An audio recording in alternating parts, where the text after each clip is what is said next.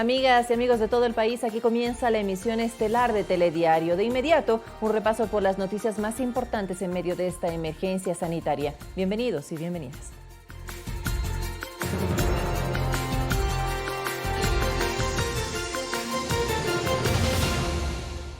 La ministra de Gobierno anunció que se fijarán los precios de los servicios funerarios para evitar abusos durante la emergencia sanitaria. Cerca de cumplirse un mes de aislamiento social en el país, Telediario recogió historias de trabajadores cuyas actividades no pudieron detenerse durante este tiempo por ser consideradas indispensables. Brigadas del programa Guayas Vive iniciaron un plan de oxigenoterapia con la ayuda de la empresa privada. El sistema OCP reanudó operaciones parcialmente y ya transporta 15.000 barriles diarios desde Baeza hasta Esmeraldas para exportación. El vicepresidente de la República recorrió los hospitales de Tena y Puyo para verificar la existencia de insumos médicos para atender a la ciudadanía. Y en lo internacional, la administración de Donald Trump suspenderá los fondos para la Organización Mundial de la Salud, pues aseveró que existe un mal manejo y encubrimiento de la propagación del coronavirus.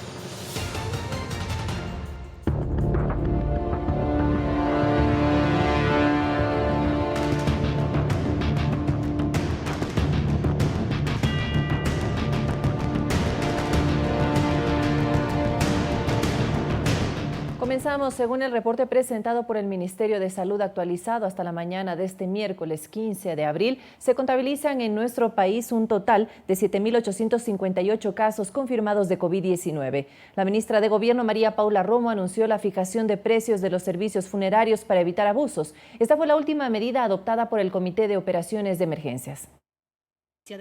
Como ya es de costumbre, las autoridades realizaron una actualización de las cifras del COVID-19 en el país. María Paula Romo, ministra de Gobierno, informó los nuevos datos con corte a las 11 de la mañana de este día miércoles. Hasta la fecha se han tomado 26.093 muestras para COVID en todo el país. De esa cantidad de muestras tomadas, tenemos 7.858 casos confirmados, 7.756 casos descartados. Han fallecido 388 personas y han recibido el alta hospitalaria 780 personas. Adicionalmente, la funcionaria indicó que en las próximas horas se conocerán los resultados oficiales sobre las altas médicas epidemiológicas. Anunció la última medida adoptada por el Comité de Operaciones de Emergencia, que pretende evitar la especulación de precios de los servicios funerarios. Es que ARCSA ha fijado ya unos techos en los precios para ataúdes, para crematorios y para los servicios funerarios, lo que va a permitir que se ejerzan controles para quienes pretendan un abuso en la fijación de precios. En horas de la tarde vamos a publicar ya este cuadro general que lo hemos determinado. Ya en la rueda de prensa virtual que mantuvo con los medios de comunicación, la ministra insistió que las medidas adoptadas por el gobierno, como la cuarentena y la restricción vehicular para aplanar la curva epidemiológica, están dando sus primeros resultados. En todo el país estos datos están bajando. En Guayaquil un poco más todavía, es decir, se nota más, por lo que el pico fue tan alto, se nota más los casos que van bajando. No obstante, puntualizó que la decisión para pasar a una nueva fase que implique modificaciones en los diferentes niveles de restricción y cuarentena dependerá de algunos factores que deberán ser analizados. Dependerá de que tengamos disponibles los resultados de las pruebas que ya se han tomado, de que tengamos una mejor capacidad de hacer las pruebas y de que estos otros indicadores sobre ocupación hospitalaria, sobre demanda de emergencias, también se mantengan a la baja. En este sentido, mencionó la importancia de las 200.000 pruebas entre PCR y rápidas que servirán para agilitar los resultados de los exámenes para el COVID-19. Están en el país y serán aplicadas prioritariamente a médicos, a personal de la salud, a policías, a militares, a quienes están en la primera línea. Juan Carlos Figueroa, Medios Públicos. El vicepresidente Otto Sonnenholzner, junto a varias autoridades, recorrieron los hospitales de Tena y Puyo. Indicó que existen todos los insumos médicos para los profesionales de la salud y que se destinan los recursos necesarios para enfrentar la emergencia sanitaria por el COVID-19. El vicepresidente de la República se trasladó a la Amazonía acompañado del ministro de Salud y del secretario de Gabinete, Juan Sebastián Roldán, para verificar la atención que se presta en los hospitales de Tena y Puyo, así como el abastecimiento de insumos, medicamentos y prendas para el personal. No hay problemas de dinero para atender la salud en esta emergencia, que eso quede claro. Aquí se acaba de aprobar el presupuesto para la compra de todo lo que sea necesario y de hecho está contemplado la posibilidad de ampliar hasta 12 respiradores, ventiladores mecánicos, que insisto, hoy se está ocupando uno. El vicemandatario sostuvo que se ha constatado que en los hospitales amazónicos sí existen los insumos médicos necesarios. Una de las cosas que vamos a mejorar es la capacidad de poder hacer las pruebas PCR aquí mismo en la Amazonía, ¿verdad? Para que no tengan que viajar a Quito, a Cuenca o a Guayaquil. Estamos conversando con el sector académico de Amazónico para poder hacer estas pruebas acá y ganar tiempo. En esta casa de salud ya tienen disposiciones claras para las distintas áreas y según la exposición a casos de COVID-19. Según la doctora, se usan los trajes especiales en 4 áreas específicas del hospital. En el área de emergencia utilizan también gafas, gorro, mascarillas, las batas de tela. En neonatología, por si acaso si tuviéramos el caso de un recién nacido sospechoso COVID, también en la unidad de terapia intensiva, en la unidad obviamente de COVID. Poseen kits que se entregan de acuerdo a las necesidades y todo el personal usa mascarilla. En todo el bloque hospitalario, el personal de salud utiliza mascarilla todo el tiempo durante su trabajo, siempre haciéndoles hincapié en el uso racional y moderado, porque tenemos que ver lo que está pasando a nivel internacional, que es una escasez. Por lo tanto, ahora que tenemos, es nuestra oportunidad de utilizar de forma mesurada para que cuando realmente lo necesitemos y tengamos más pacientes, que hemos visto que obviamente de acuerdo a la curva de contagios en la provincia estamos ya teniendo más casos. Por lo tanto, se requiere un uso más frecuente y vamos a necesitar más. Entonces, para que cuando necesitemos y tengamos más pacientes, no nos falte. En el hospital de Puyo existe la capacidad de 10 camas para tratamiento exclusivo de COVID-19, con la posibilidad de ampliar hasta 25, y en la unidad de cuidados intensivos 3 camas, con la posibilidad de aumentarlas hasta 10. Verónica Rivadeneira, Medios Públicos. Varias autoridades recorrieron el centro logístico de Guayas para constatar los insumos disponibles y que se distribuirán en toda la provincia en los próximos días. La unidad educativa Vicente Rocafuerte de Guayaquil funciona durante la emergencia sanitaria como centro logístico de la provincia del Guayas para almacenar los insumos que se distribuyen a diario. Para verificar su correcto funcionamiento y que existen los insumos necesarios, llegó al sitio el secretario de Comunicación Gabriel Arroba. Todos llegan aquí para entregar las donaciones y desde aquí se trabaja conjuntamente. Esto es una muestra que la unión es la que nos va a llevar a superar esta crisis. Desde el centro se distribuyen productos necesarios para contener la emergencia. Aproximadamente de 1.200 a 1.500 kits de alimentos, también productos de limpieza muy necesarios para la desinfección. También se está distribuyendo oxígeno, ataúdes de madera. 90 tanques de oxígeno se distribuyeron este miércoles para diferentes cantones del Guayas. Estamos llevando a Pedro Carbo, en este caso a Naranjal, a Balao, a Playas, y con eso un poco poder cubrir también los cantones de Yaguachi y Naranjito y aledaños, ¿no? Los GATS municipales coordinan con la gobernación sus solicitudes y se arman mapas de calor para determinar zonas más vulnerables y darles prioridad en la atención. Nosotros estamos llevando cofres mortuorios hacia nuestro cantón Nobol, ya que mucha gente lo necesita por la pandemia. Es de una gran ayuda porque, como usted sabe, está muy difícil ahorita la adquisición de un cofre mortuorio. Luis Alfredo Zúñiga, Medios Públicos. Atención médica, kits de alimentos y fumigaciones realizaron las brigadas Guayas Vive en el suburbio de Guayaquil. Además, se inició un plan de oxigenoterapia con la ayuda de la empresa privada. Aquí los detalles.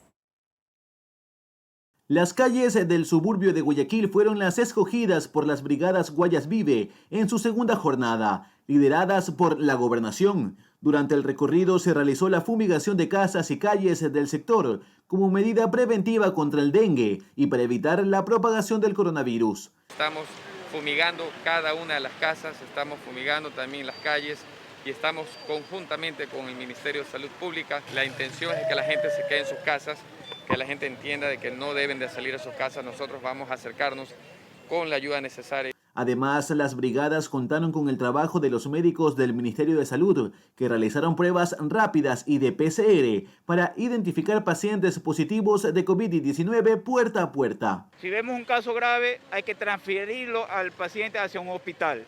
Y si es un caso leve a moderado, se van a hacer visitas domiciliarias subsecuentes hasta dar de alta a ese paciente y hacer un aislamiento a ese sector. A esto se sumó la entrega de 1.500 kits de alimentos. Me parece muy bien, porque la verdad es que necesitábamos que venga alguien a visitarnos, a darnos una esperanza. A la par, se inició un plan de oxigenoterapia para pacientes con COVID-19. Este martes se receptaron tanques para su readecuación. Varios cilindros de gas que lo estamos convirtiendo a oxígeno y que hemos puesto a disposición del Ministerio de Salud Pública. Son 300 cilindros que van a salvar la vida de varios ecuatorianos, de muchos ecuatorianos, para destinarlos a los diferentes hospitales. Luis Alfredo Zúñiga, Medios Públicos. Y ante la crisis del coronavirus, el Movimiento Nacional Campesino se reagrupa y distribuye alimentos de la canasta básica del campo a la mesa. Con 2 centros de acopio en Guayaquil y Quito, la organización social realiza también entregas a domicilio. Con el fin de garantizar la soberanía alimentaria de los ecuatorianos, el Movimiento Nacional Campesino FECAOL, conformado por más de 30.000 agricultores, distribuye en el puerto principal y en la capital de la República canastas agroecológicas y orgánicas a domicilio. Nos hemos levantado de la cuarentena hace 15 días atrás para poder movilizarnos a nivel nacional en la brigada campesina y generar centros de acopio que ya existen en Guayaquil y Quito para poder trabajar en el tema alimentario. Enviar productos de alta calidad nutricional que permite elevar las defensas y mejorar el sistema inmunológico de las personas, principalmente ya de personas con coronavirus, con el fin de mejorar la salud de la población. Frutas, hortalizas, vegetales y otros alimentos cosechados en el campo de la Sierra, Costa y Amazonía son trasladados en camiones hasta los centros de acopio, garantizando el abastecimiento de los productos y evitando la especulación y sobreprecio. Los campesinos no hemos dejado de producir, existe mucho alimento en el campo y ese alimento lo único que faltaba es que pueda ser enlazado, que pueda tener un sistema para poder entregarlo directamente a los consumidores y eso ya lo hemos creado. Así que vamos con fuerza, la mejor energía y bien comidos a salir de esta crisis adelante. Sí se puede, queridos conciudadanos, sí se puede. Si usted desea adquirir una canasta, puede contactarse al 099-872-1680. La red, conformada por aproximadamente 2.000 fincas agroecológicas orgánicas, ofrece canastas con precios menores que van del 30 al 50% del costo comercial. Al movimiento campesino, unidos vamos a sacar al país adelante, vamos a proveer alimentos a nivel nacional. Sí se puede, Ecuador. Estos dos sistemas son sistemas que se basan en una experiencia de más de 20 años en el trabajo con la alimentación. El primero, se mueve masivamente alimentos de la finca a los diferentes barrios, comunidades, sectores populares y alimentos básicos como plátano, arroz, yuca, papas, cebollas, con el fin de disminuir los costos, poner a costo campesino directamente a las comunidades. Mariuxi Buenaño, Medios Públicos. Y durante esta emergencia sanitaria por el COVID-19, cientos de familias en situación de vulnerabilidad reciben alimentos saludables que se cosechan en los 21 huertos comunitarios, 73 familiares y 5 invernaderos del Plan Casa para Todos a escala nacional. La iniciativa de agricultura urbana, liderada por Rocío de Moreno, presidenta ad honorem del Plan Toda una Vida, y que ejecuta el Gobierno Nacional a través de la Secretaría Plan Toda una Vida, forma parte de la estrategia de fortalecimiento comunitario y soberanía alimentaria, que constituye un modelo de convivencia, solidaridad y sostenibilidad entre las familias y los vecinos. Los kits de frutas, verduras y hortalizas donados por las familias y vecinos se cultivaron en Imbabura, Cotopaxi y Manabí. Más de 4.000 familias de las urbanizaciones de Casa para Todos demuestran así los principios de comunidad y solidaridad con los que necesitamos una mano amiga en estos tiempos de adversidad. Mucha atención a lo siguiente. Conozca de inmediato la lista de mercados mayoristas y minoristas habilitados en Quito durante esta emergencia sanitaria y cuáles serán los requisitos para el ingreso a estos establecimientos. Tras el incremento de casos de COVID-19 en Quito, la alcaldía estableció nuevas medidas para prevenir el contagio en los mercados de la ciudad. Estas disposiciones se aplican desde el lunes 13 de abril. 12 mercados están habilitados en la urbe para realizar compras al por menor y son los siguientes. En el norte, en el Centro de Comercio Comité del Pueblo, Andalucía y Carcelén. En el centro, Mercado América, Santa Clara y San Francisco. En el sur, Chirillacu, Solanda, Mena 2, Caupicho y Ciudadela y Barra. En el Valle de los Chillos, el Mercado de Conocoto. Para el ingreso a estos centros de abastecimiento hay que cumplir con los siguientes requisitos. Solo ingresará una persona por familia. Las personas pertenecientes a grupos vulnerables como adultos mayores, niños o mujeres embarazadas no podrán ingresar al mercado. Los usuarios tienen que presentar la cédula de ciudadanía o pasaporte. El ingreso se realizará conforme el último dígito de la cédula. Se respetará el aforo máximo de 30 personas, dependiendo de las características de infraestructura. Se debe mantener al menos 2 metros de distancia entre personas y es obligatorio el uso de guantes y mascarilla. Se recomienda no socializar mientras está en la fila, llevar bolsa y no tocar pasamanos o paredes mientras se encuentra en alguno de los mercados. Mientras tanto, en San Roque se atenderá de manera exclusiva a distribuidores y comerciantes de otros mercados. Además, se suspendió las actividades en los mercados de La Magdalena, La Carolina y Calderón. Carla Arcentales, Medios Públicos. Se cumple un mes desde que el país se encuentra en cuarentena para evitar el alcance del coronavirus. Durante este tiempo, muchas personas con su trabajo y esfuerzo han apoyado al resto de la comunidad. En este breve recorrido encontramos varias historias ciudadanas que compartimos con ustedes.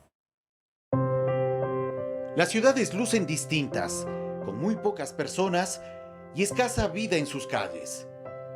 Los espacios públicos solitarios y los parques y zonas verdes, antes concurridos, ahora con un rostro distinto. La vegetación de a poco gana terreno al cemento. Las cosas han cambiado durante este último mes. Quienes deben trabajar dejando sus hogares aseguran que han sido días en los que se ha puesto a prueba el real y verdadero compromiso ciudadano. Que cada uno de nosotros pongamos nuestro granito de arena, tanto las personas que están en las casas como nosotros aquí afuera, igual, para hacer cumplir este toque de queda. Pero más allá de este primer mes de medidas que hemos tenido que cumplir para evitar el avance del coronavirus, de por medio ha habido varias historias, muchos ciudadanos que han tenido que dejar sus casas para entregar su labor en beneficio de todos nosotros. No me queda más que decir que el de arriba nos está protegiendo. Con la bendición de él saldremos todos adelante. Don Miguel ha barrido ya más de 3 kilómetros de calles en el centro norte de Quito. Asegura que su trabajo, en medio del toque de queda y las dificultades, lo cumple con compromiso. Ecuador más unidos que nunca. Y como él encontramos a otros trabajadores que dejando sus casas han ido a sus trabajos durante este aislamiento obligatorio para poder seguir ayudando a la comunidad. Es el caso de Marco García, despachador de combustible en una gasolinera de la ciudad. Mucha fuerza, ánimo, valentía más que todo en esto, porque hay que afrontar, este es nuestro trabajo del día a día que vivimos. Tenemos que saber salir adelante y luchar. Por las calles de Quito encontramos a este joven repartidor. En su moto diariamente trabaja más de 12 horas llevando comida a quienes no pueden salir de sus casas. Trabajo primeramente por mi familia y claro, y para ayudar a la sociedad, por el país, pues porque, como te dije, no importa la nacionalidad, sino contribuir al país, pues. En medio de sonrisas, Darío nos confiesa que incluso su nombre va acorde a la situación que vivimos. La sociedad. Gracias, amigo. ¿Nos recuerda su nombre? Daniel Kobe. ¿Kobe? Sí. ¿Como COVID? Como Kobe Bryant. Esa es la actitud de muchas personas que a pesar de las dificultades y los problemas, prefieren enfrentar esta situación con una sonrisa y con la esperanza de que pronto todo mejorará. Que se queden en casa, un mensaje ya por el Ecuador, por el mundo, que nos quedemos en casa, que los que pueden, ya que los demás tenemos que salir a trabajar. Como ella, muchos agentes de seguridad brindan su respaldo, protegiendo bienes públicos y privados, en jornadas extendidas y contribuyendo con su trabajo. A todos, muchas gracias y a seguir resistiendo. Fabricio Ceballos, Medios Públicos. Antes de realizar nuestro primer corte, la empresa de medios públicos EP lamenta el fallecimiento de su colaborador Augusto Iturburu, periodista deportivo que laboraba en el diario El Telégrafo de la ciudad de Guayaquil. Medios Públicos expresa a sus familiares, amigos y compañeros sus sentidas condolencias ante su partida. Paz en su tumba.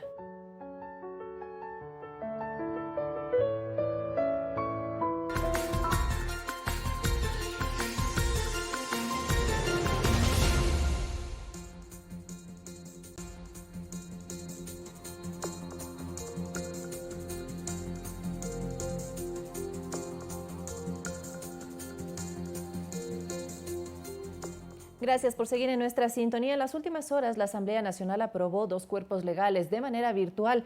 Desde que empezó la emergencia se aplica en esta instancia, en esta función del Estado, el teletrabajo. Y para conocer un poco más sobre cómo están operando los legisladores, hacemos contacto a esta hora de manera virtual, igual con César Litardo, presidente de la Asamblea Nacional. Presidente, buenas noches.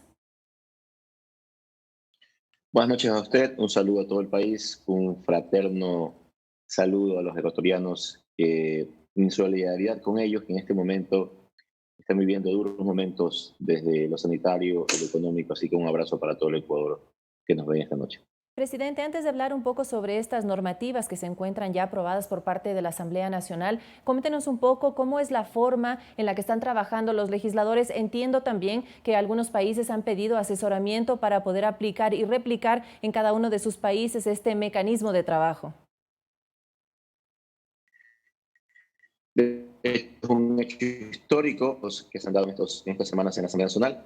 Somos el primer parlamento, el primer congreso, la primera entidad parlamentaria en América que hace sus sesiones de manera virtual, seguramente una de las primeras en el mundo. De hecho, varios parlamentos, el de Perú, el de Canadá y Colombia, han pedido asesoría técnica y legal para cómo funcionar de esta manera.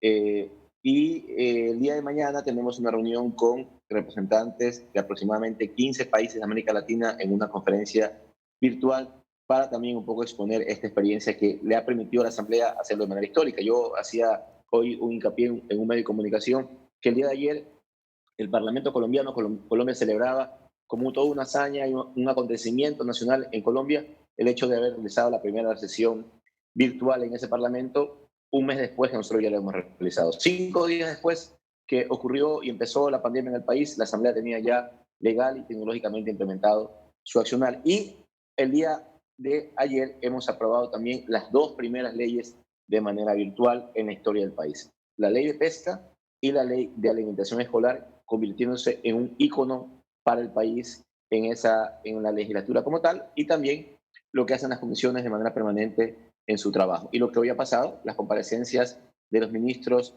de Finanzas y todavía en este momento el ministro de Producción del país de manera virtual, también en el rol fiscalizador que le compete a la Asamblea, informando y dando cuentas de lo que se ha hecho en el país en esas carteras de estados hasta el momento en esta crisis que vivimos. Ya vamos a hablar un poco sobre estas comparecencias de cara a lo que será la llegada de este proyecto económico urgente a la Asamblea Nacional, pero si podemos resumir un poco para que la gente que nos está viendo conozca un poco más sobre estas normativas que se han aprobado durante la jornada de ayer, durante la sesión que se realizó ayer. La Ley Orgánica de Alimentación Escolar, y la otra, la Ley para el Desarrollo de Acuicultura y Pesca. ¿Cuál es la importancia, sobre todo, de haber aprobado estos cuerpos legales en medio de una emergencia sanitaria?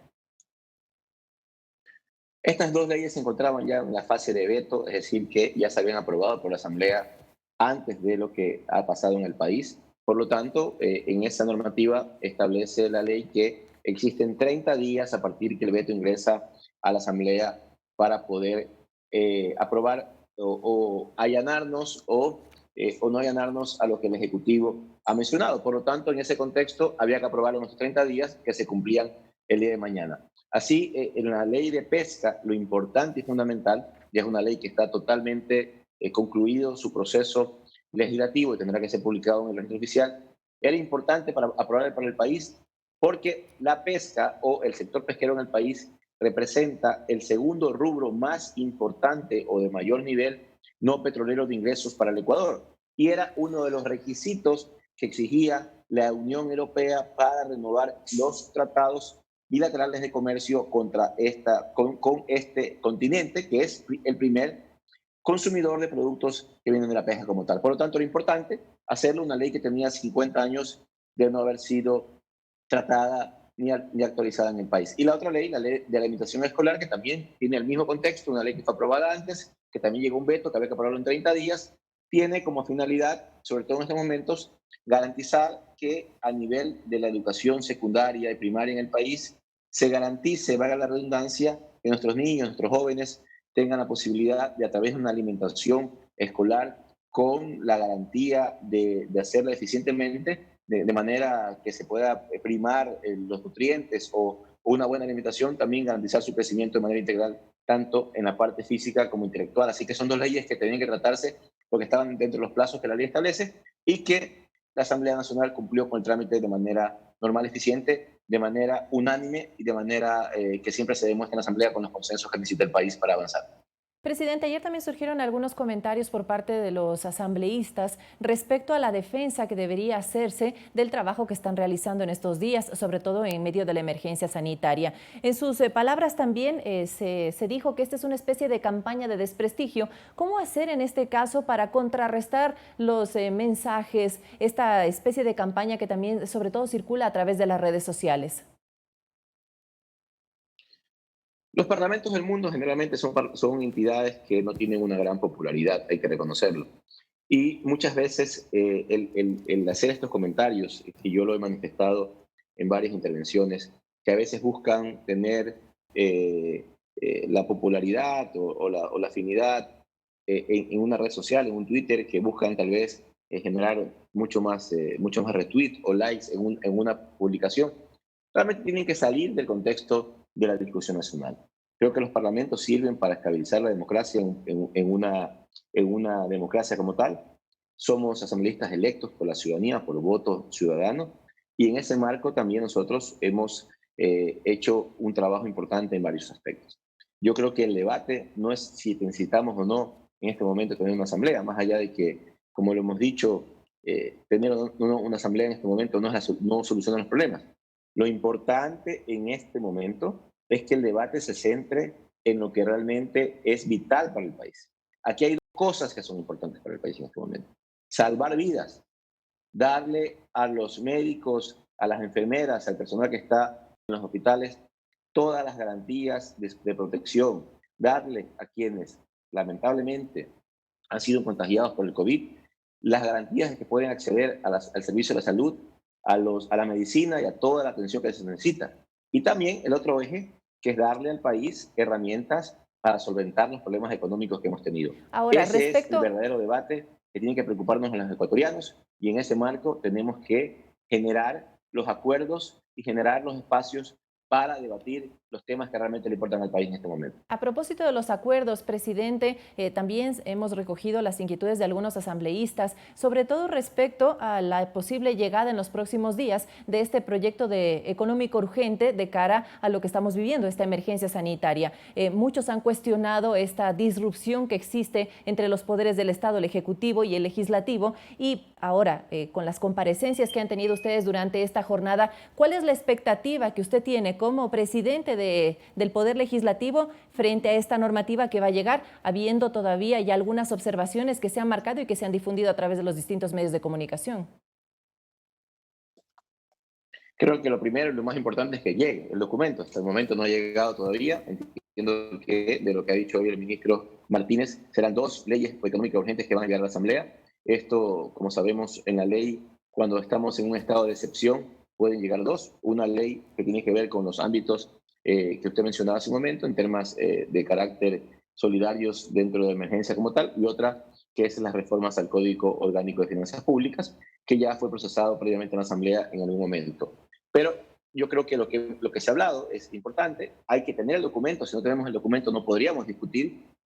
Hoy y ayer también hemos hecho un llamado público a todas las los poderes del Estado, a todos los sectores productivos, sociales, a que nos unamos juntos a discutir una propuesta que pueda solventar la crisis en este momento en el Ecuador. No llega todavía el documento. En ese marco también hoy se le ha solicitado al ministro de Economía que podamos también extender esta mesa entre la Asamblea y el Ejecutivo. Y el día de mañana ya empezamos a trabajar en ese sentido. Pero yo creo que la situación del país hay que tratarla de manera integral y para eso son 3 etapas. Primero, esta ley, que como usted menciona, puede tener algún tipo de intención de tener liquidez, algún tipo de acción de progresividad entre que los que más tengan sean los que aporten, y otro espacio de incentivos para los diferentes sectores en términos de poder tener un poco de oxígeno en pagos hacia entidades financieras, en servicios básicos, etc. Ese es un grupo. El otro grupo tiene que ser enfocado hacia cuántos recursos van a llegar al país de fondos internacionales. El ministro de Economía mencionó que ha pagado $200 millones con la intención de que lleguen al país 2.000 millones más. Hay que ver cuánto va a llegar, cuándo y en qué vamos a utilizar esos recursos. Y el tercer eje es cómo vamos a reactivar la economía. Y una de las alternativas que se proponían es que podamos usar tal vez fondos de los recursos o la reserva que tiene el Banco Central para generar a través de la banca privada y pública recursos, créditos a tasas preferenciales, a plazos preferenciales con periodos de gracia que sean importantes para reactivar la economía. Tenemos que ver el problema económico del país en un solo grupo estratégico y no en acciones aisladas. Y creo que en ese debate hacemos nuevamente el llamado a que todos nos unamos a aportar con ideas y entender que esta es la peor crisis sanitaria y económica que vive el Ecuador y el mundo en los últimos años, en las últimas décadas y tal vez en la historia de la humanidad. Presidente, si bien es cierto, todavía no llega el documento oficial a la Asamblea Nacional, pero se conocen ya la mayoría de los puntos. De cara a esto, y ya para finalizar, hay algunos otros proyectos que se encuentran dentro de la emergencia sanitaria y que son importantes. Las normas del teletrabajo, normativa relacionada con el inquilinato, reformas al Código de Trabajo. Simplemente para finalizar, ¿cuál sería el cronograma de trabajo mientras se espera, obviamente, que llegue el proyecto económico urgente en esta emergencia sanitaria? Hemos avanzado en otros proyectos, como usted mencionaba. Ya el CAL autorizó que se inicie el debate de estas leyes. Iniciaremos también, ya esperamos que la Comisión de lo Laboral pueda emitir el informe para debatir la reglamentación que necesita el país en términos de teletrabajo. También vamos a tomar un tema que si bien es cierto es simbólico, que no va a afectar mayormente tal vez presupuestariamente al país, pero que el país también requiere tener este tipo de ejemplos, que es revisar un poco los sueldos vitalicios de los expresidentes, estas acciones que tienen que ver con una ley de quiebra, con una ley que luche contra el contrabando en las fronteras, con una ley que también hable del inquilinato, con una ley que busque también dar estabilidad laboral y que de alguna manera buscar un equilibrio entre lo laboral y lo empresarial en estos momentos que vive el país, son también parte de la agenda que vamos a tratar en la Asamblea y que va a ser parte del debate en los próximos días, sumado al hecho de que seguiremos haciendo acciones de fiscalización con varias comparecencias más de otros ministros y otras actividades que hará la Asamblea Nacional a través del Pleno y sus comisiones de manera constante. César Leitardo, presidente de la Asamblea Nacional, muchísimas gracias por sumarse a este diálogo en Telediario. Gracias a ustedes, un abrazo a todo el Ecuador. Seguimos hablando sobre las actividades que se realizan en este poder del Estado y les contamos a esta hora que mediante la modalidad virtual la Asamblea Nacional recibió la comparecencia del ministro de Finanzas Richard Martínez, tal como lo aseguramos hace unos minutos. En la sesión plenaria se escuchó el diagnóstico económico y la propuesta gubernamental que estará impulsada a través de un proyecto de ley en materia económica urgente, denominado de emergencia humanitaria. Parlamentarios de las diferentes bancadas presentaron consultas, cuestionamientos e ideas para construir una normativa de consenso. El plan para la emergencia humanitaria, a través de una ley urgente, pretende ofrecer respuestas a la situación de emergencia que vive el país. Richard Martínez explicó los aportes que de manera progresiva se pretende aplicar tanto para las empresas cuanto para los trabajadores del sector privado y público. Creo que nosotros tenemos como país que solicitar el apoyo de los países más grandes. Y también me ratifico que a nivel interno, las personas que más tienen son las que hoy deben aportar para que las personas que menos tienen o que nada tienen puedan sobrevivir. Pero entre las inquietudes y cuestionamientos de los asambleístas se planteó lo referente al pago de la deuda. Porque esos 320 millones de dólares que hoy le hace falta al país no se debieron haber pagado. Al respecto, el ministro explicó que si no se lo hacía, el país habría entrado en default. Lo que se podía suspender para no caer en default son los intereses.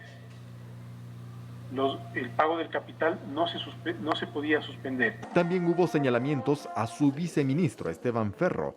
Diga usted, señor ministro, si considera que el señor Esteban Ferro Ponce ha actuado bien y acorde con sus funciones de viceministro.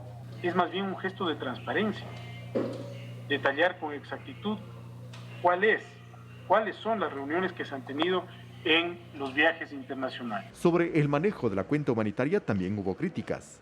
Y buscar ahora gente privada, iluminados a que manejen cuentas públicas, dinero público, eso se llama peculado. Tranquilamente puede participar la Asamblea también para que haya un acompañamiento continuo, con la Contraloría, con un acompañamiento recurrente. Y sobre las contribuciones, hubo duras críticas para que lo puedan hacer los trabajadores. No podemos cargar, sin embargo, todo el peso de la crisis a la clase trabajadora, a los funcionarios públicos, a los aportes de los privados. Si eso se puede corregir, pues bienvenido sea, nosotros estamos abiertos a ello, pero siempre tiene que mantenerse la progresividad y que las personas que más tienen sean las que más puedan aportar. Una discusión que giró en torno a la exposición del secretario de Estado, pues el detalle de la iniciativa aún no llega a la Asamblea. Tienen que enviarlo ya. También hubo expresiones conciliadoras en lo político y propuestas para colegislar y construir una ley más justa y solidaria. No es un momento como para plantearnos, ni siquiera en el pensamiento, una muerte cruzada. A la sesión asistieron 133 de 137 asambleístas. Inició con 1 hora y 45 minutos de retraso y solo la comparecencia del ministro Martínez duró más de 5 horas. Eduardo Córdoba, Medios Públicos.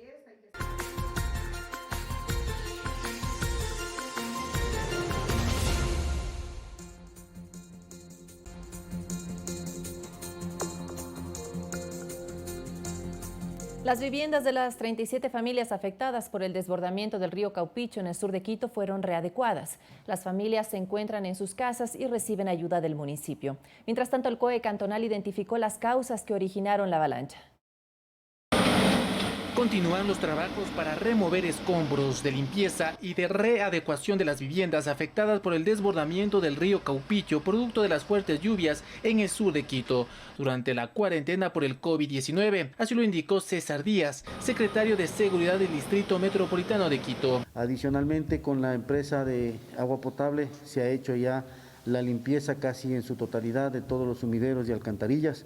No existe al momento ya presencia de inundaciones porque con el cuerpo de agentes metropolitanos de control hemos ayudado pues a las limpiezas de las casas que fueron afectadas, en su mayoría pues por agua y lodo. Según el funcionario, las fuertes lluvias localizadas en el sector del Atacazo, sumado al taponamiento del colector donde nace el río Machángara, fueron las principales causas que generaron el desbordamiento del río. Hemos recuperado ya pues la capacidad operativa de estos colectores y de su capacidad de trasladar o evacuar el agua que fue motivo de la inundación, este taponamiento con los escombros. Mientras las viviendas de las 37 familias afectadas por las aguas del río fueron readecuadas, ahora ellas se encuentran en sus viviendas y a buen recaudo, indicó el secretario. Y prácticamente no hubo ninguna falla estructural de ninguna de las viviendas y la ayuda alimentaria, pues la ayuda humanitaria consiste pues en entregarles a 37 familias alimentos, vituallas, kits de aseo, frazadas. Juan Carlos Figueroa, Medios Públicos. Y en este mismo tema, mucha atención, el Instituto Nacional de Meteorología e Hidrología, INAMI, pronostica que las lluvias entre moderadas a fuertes continuarán en el gran parte del país hasta el próximo fin de semana. La presencia de lluvias en la tarde, noche y madrugada ha sido una constante en Quito y en diferentes zonas del país en estos últimos días. Esta condición climática, según el Instituto Nacional de Meteorología e Hidrología, INAMI, se extenderá hasta el próximo fin de semana. Los especialistas recuerdan que estamos en época lluviosa y tal condición no ha variado.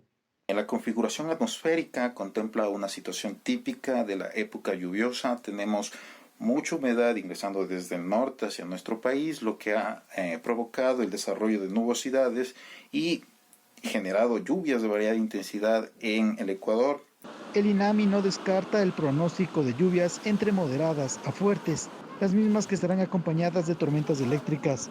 Se recomienda a los ciudadanos tomar las debidas precauciones. Continuaremos también con niebla que impide la visibilidad horizontal de los señores conductores, con la calzada mojada que puede provocar accidentes de tránsito. Tendremos descenso de temperaturas, por lo que es recomendable que la gente utilice ropa abrigada.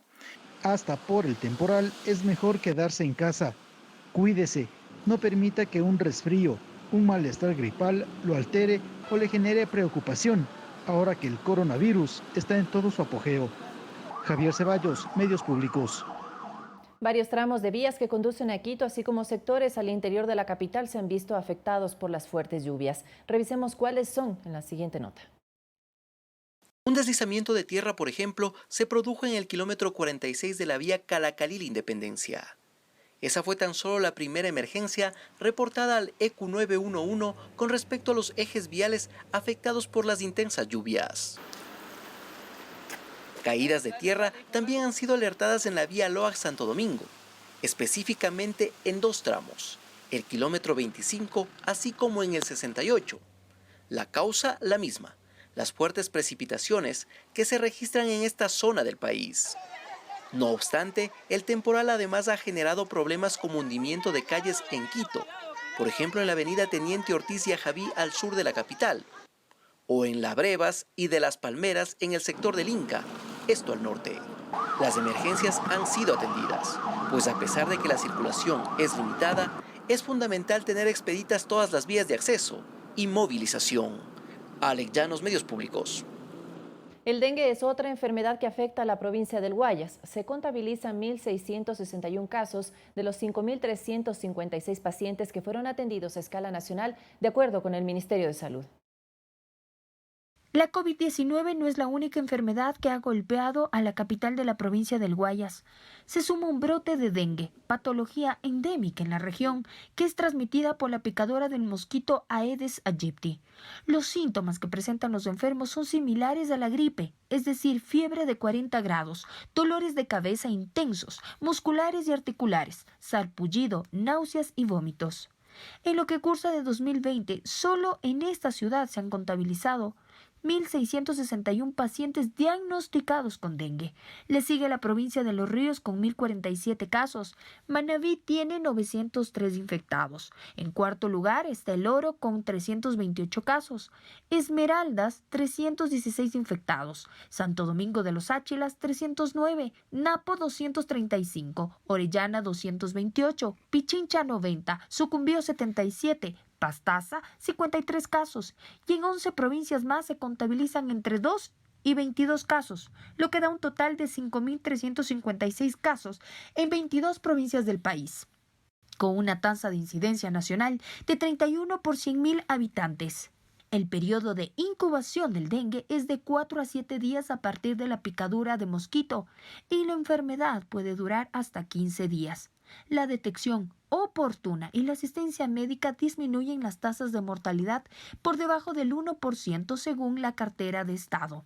Del total de los 5.356 casos registrados hasta el 14 de abril, 4.455 pacientes están sin complicaciones. Otros 876 presentan signos de alarma y 25 presentan síntomas graves en las provincias de El Guayas, Los Ríos, Manabí, Pichincha e Imbabura.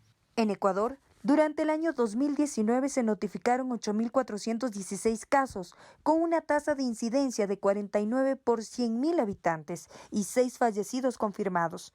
En el continente se contabilizaron más de 3 millones de casos. Valeria Villarroel, Medios Públicos.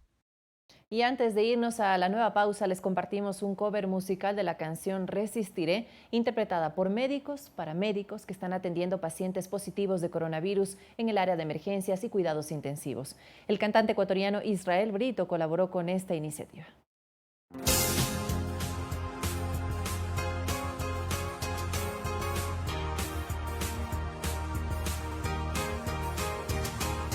Cuando pasen todos estos días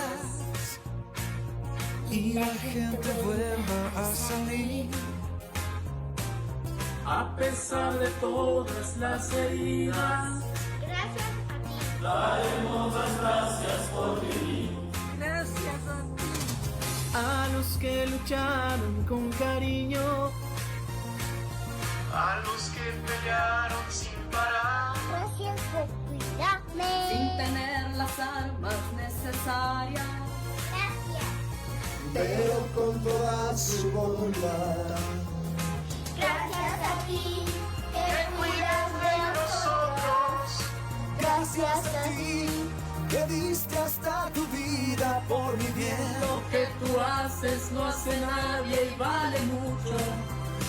Y aunque es difícil, te doy fuerza para que sigas en pie. Resistiré para seguir viviendo, soportaré los golpes y jamás me rendiré. Y aunque los sueños se me rompan en pedazos, resistiré, resistiré.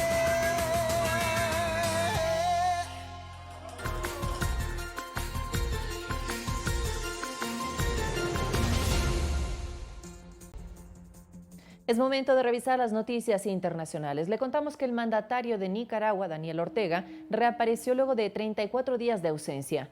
A través de una cadena nacional, Ortega trató la situación del COVID-19 en su país y aseguró que solamente una persona ha fallecido a causa de esta enfermedad. Indicó que los médicos nicaragüenses están muy bien capacitados y que el 90% de los hospitales del país cuentan con los respiradores necesarios, además de áreas de cuidados intensivos para enfrentar la pandemia. También consideró que el virus que avanza en el mundo es una señal para que los países hagan un cambio hacia la paz y dirijan los recursos a salvar vidas en lugar de invertir en armamento. Durante su intervención, el mandatario no explicó los motivos de su ausencia. Y el presidente de Estados Unidos anunció que su gobierno dejará de aportar a la Organización Mundial de la Salud OMS, acusándola de estar sesgada a China y ser responsable de la situación actual de la pandemia. Estados Unidos, el principal contribuyente a la OMS, retiró estos fondos. También se evaluó el accionar del organismo y los resultados que se evidenciaron en China con el brote del coronavirus. Si la OMS hubiera hecho su trabajo para que expertos médicos ingresen a China para evaluar objetivamente la situación en el terreno y denunciar la falta de transparencia de China, el brote podría haberse contenido en su origen con muy poca muerte, y ciertamente muy poca muerte en comparación. El presidente Trump cuestionó el mal manejo de los recursos por parte de la Organización Mundial de la Salud, acusándola de haber perdido tiempo en las advertencias iniciales. El principal de la Casa Blanca ha duplicado sus ataques contra China. Con el estallido de la pandemia de COVID-19, tenemos profundas preocupaciones sobre si la generosidad de Estados Unidos ha sido utilizada de la mejor manera posible.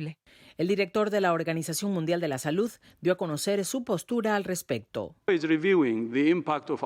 Lamentamos la decisión del presidente de los Estados Unidos de ordenar la suspensión de la financiación, pero trabajaremos con los socios para llenar los vacíos en la financiación y garantizar que nuestro trabajo continúe sin interrupciones. Estados Unidos ha sido un amigo de larga data y generoso, y esperamos que siga siendo así.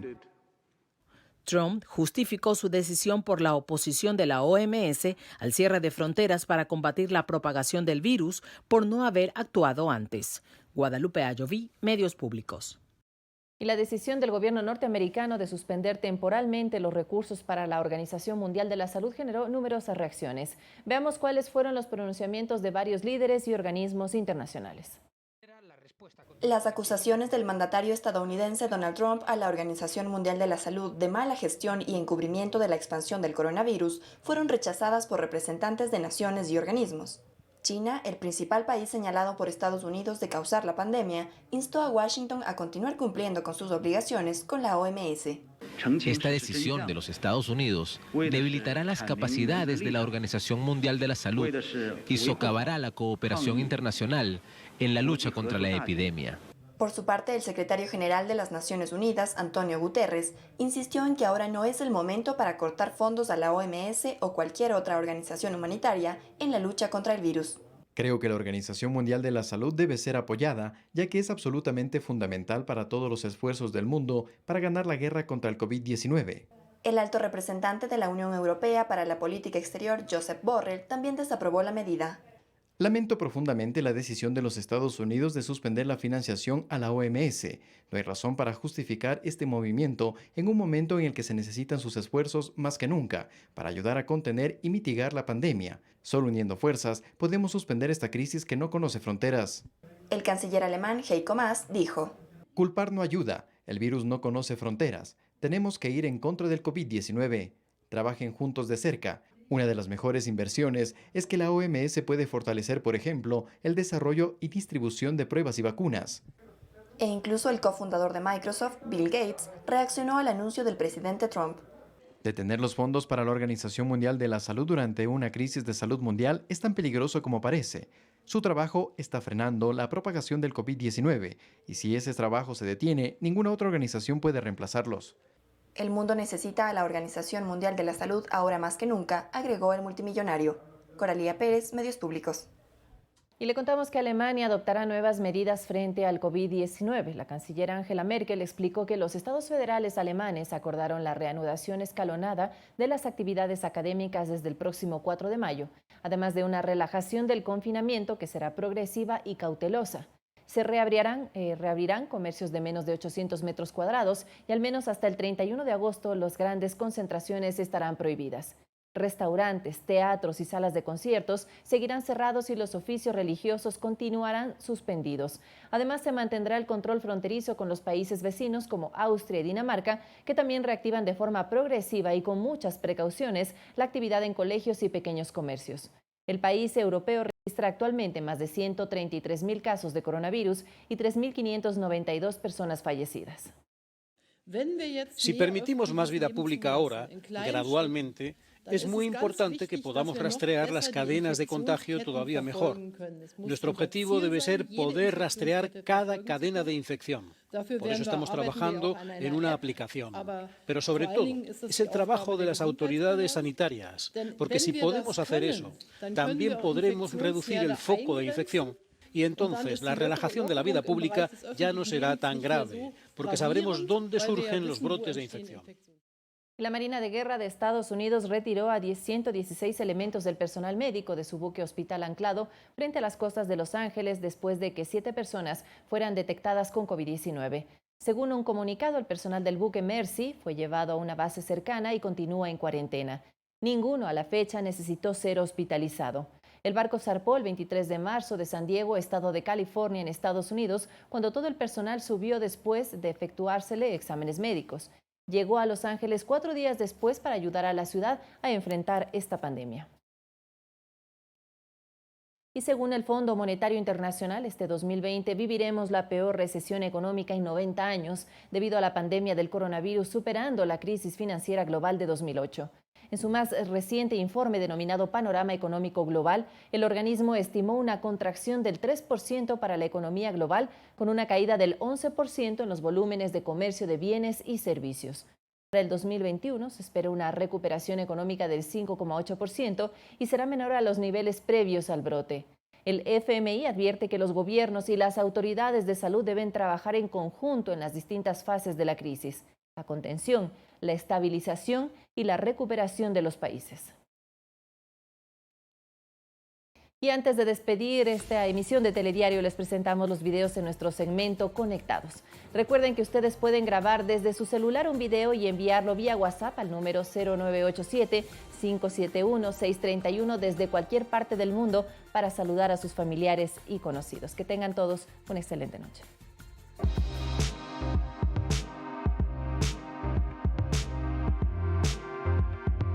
Me llamo Diego y les quiero decir que se queden en casa por nuestras familias y por nuestros niños. Quédate en casa. Hola, mi nombre es Emily Játiva. Te quería mandar este mensaje de esperanza para que logremos pasar esta situación y que nunca nos rindamos en esta situación. Hay que quedarnos en casa. Nosotros somos los guerreros. En nuestras casas son nuestros refugios. Quédate en casa, te lo pedimos, para que pase esta situación y podamos salir y encontrarnos nuevamente. También te quería pedir que por favor quédate en casa, no salgas de casa, te lo pedimos. Yo te quería decir que no salgas desde casa también, sí, y si debes que salir, solo que sea para cosas necesarias, no innecesarias. Cuando salgas, igualmente toma las medidas que tú necesites. Hazlo por mí, por todo. Quédate en casa. Hola, soy Kerly Montalvo, reina de San José de Chaltura. La salud es lo principal. Por ti, por tu familia, por el mundo entero. Sé responsable y quédate en casa.